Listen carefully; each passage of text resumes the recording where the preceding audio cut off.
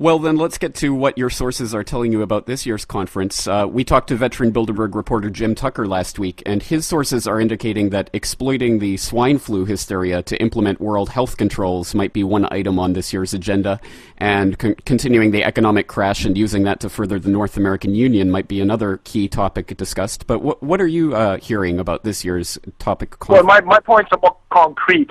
One of them is the future of the U.S. dollar and the American economy. The plan is for the Bilderberg Group players, through their allies in Washington and Wall Street, to continue to deceive millions of savers and investors who believe the hype about the supposed upturn in the economy. They're about to be set up for massive losses and searing financial pain in the months ahead. The famous or infamous bank stress test now being conducted by Washington, a little more than a shameless hoax based on the irrational assumption that the economy won't get as bad as it already is, or as it will get very, very shortly.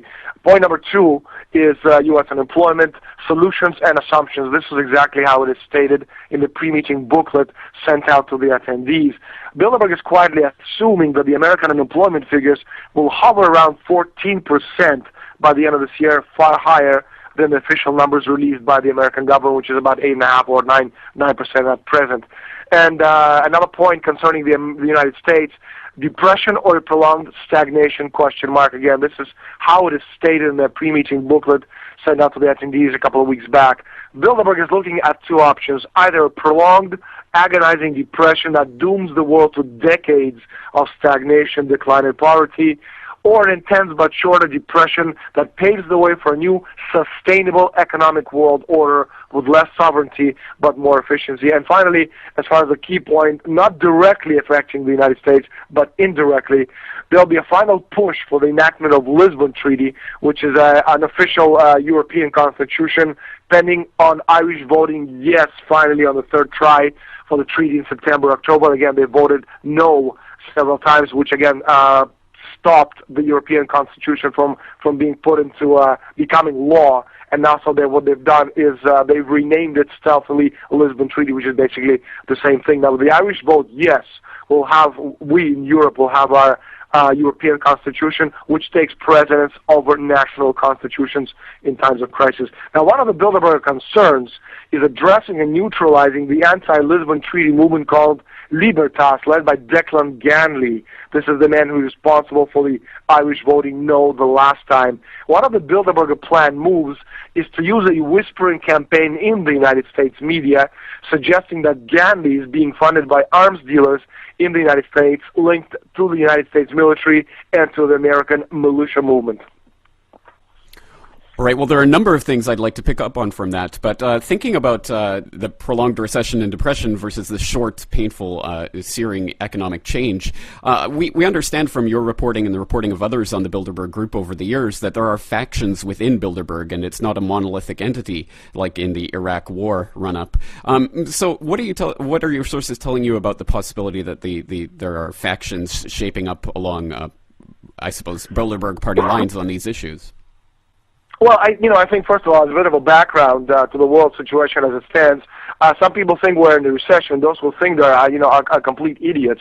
When there's not only not a recession or even a depression, but we're living right now a general global breakdown crisis of the economy of the entire planet. And as long as the present structure of the economy in the United States, in Europe, and elsewhere continues, the world is going more and more deeply into a general breakdown crisis, which will probably result in the elimination within a generation or two max of 2/3 of the present level of the world's population. That is a reduction from 6.7 billion today to about 2 billion a short time from now. And of course, having that as a background, yes, obviously there are factions within Bilderberg. There are factions actually who are pushing for nuclear energy within Bilderberg, realizing that this is the only way we can stave off this, destruction of the human species. Of course, if you actually use the nuclear energy and if you can put it to good use, you're talking about the population jump up to 10 billion people. So there's a lot of members of Bilderberg who are looking at alternatives to the oil obviously driven economy. And as far as the breakdown crisis itself is concerned, well, in a collapse, a lot of things can happen, and there are a lot of unknowns. And these are the unknowns that scare and frighten. some of the more savvier members of the Bilderberg inner circle who are just wondering how far, they've gone to actually not only destroy the world, but perhaps even destroy themselves. And I think these are some of the things they'll be talking about at this year's meeting. So the question is whether they could even control how this collapse is going to play out if things have not gotten that so bad already that they're going to just I personally think they've lost control to a great extent. Just to how far of an extent they've lost this control remains to be seen. But again, you're witnessing things in Europe, in the United Kingdom, where the economy is dead. In Canada and the United States, where, of course, again, we're not living in depression, but a collapse of civilization as we know it.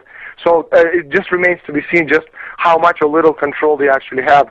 And we will know a lot more, especially after tomorrow's session, where they'll be talking, I think it's tomorrow afternoon session, where they'll be talking about the economic situation in the world. Well, then another point you raised earlier in the talking points for this year's conference is the Lisbon Treaty and the vote that's coming up in Ireland this fall. It seems to indicate that, in fact, the no vote was a big setback for Bilderberg. Just to what extent do you think the people actually have the power to stop the Bilderberg agenda? Well, as far as the voting in the European Constitution, 0. What they've done is any country that had a choice of, in any country where people had a chance to vote, they voted it down, such as in France and in the Netherlands. So what they've done, they've taken the voting power out of people's hands and they put it into the legislative branch. And in Germany, for example, it was the Bundestag that voted for the European Constitution, and so was in Prague in the Czech Parliament. In smaller, obviously, ex-Soviet republics such as Lithuania, Latvia, etc. Needless to say that the people and the government, everybody voted yes because they want to form part of Europe as opposed to forming part of what once was the Soviet Union. But in countries such as Holland and France, the vote was a no, a resounding no, which of course was the first big stop in the Bilderberg plans, or chink in their armor. And then of course the Irish voting no was the second.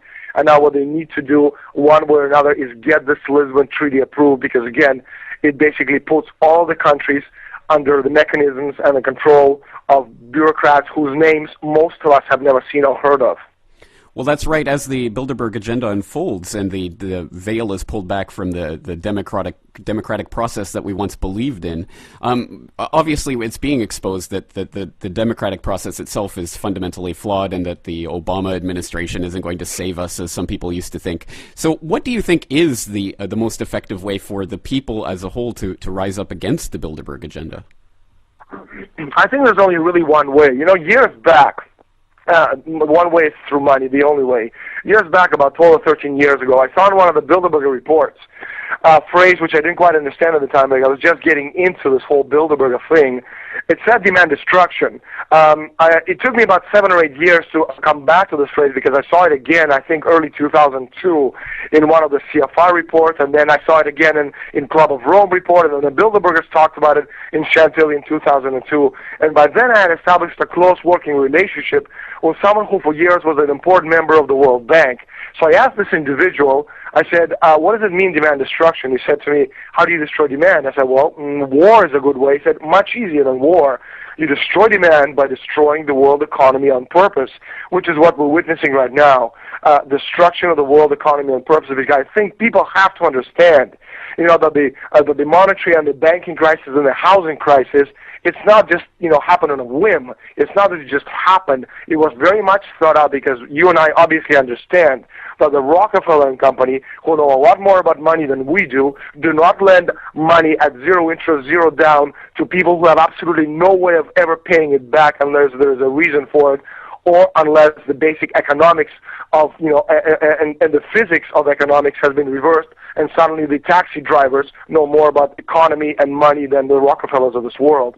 So again, the only way we can destroy them is understanding how money works. This is what my friend at the World Bank told me. If you want to do good, understand how money works and how through using money the right way, we can wipe them out. If everybody went to the bank today and withdrew their cash, we would destroy the world financial system. Of course, nobody would do that.